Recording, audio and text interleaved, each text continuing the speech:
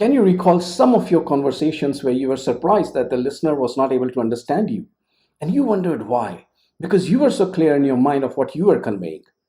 In 1990, a psychology student conducted a simple game in which she assigned one group of people the role of tapper and another the role of listener.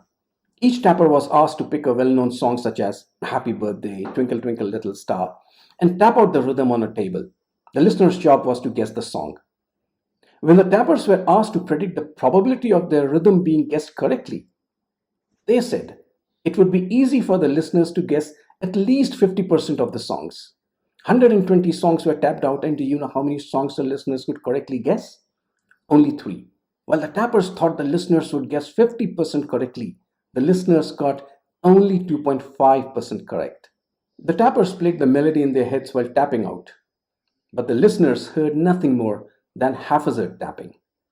The exercise revealed important findings about our own day to day communication practices. It demonstrated that we are cursed by our knowledge. When we have knowledge of something, we assume others would also know it. And therefore, while communicating, we overlook the additional information and the context necessary for the listener to understand what we are saying. We use words, abbreviations, and jargons that are well known to us, and we assume they are known to others also. This assumption leads to an illusion that we are understood. That creates a gap between what is being said and what is understood. The single biggest problem with communication is the illusion that it has taken place. George Bernard Shaw. What's obvious to you may not be obvious to the listener.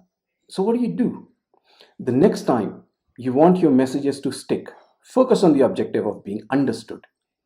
Be aware of the understanding of your listener and rid yourself of assumptions.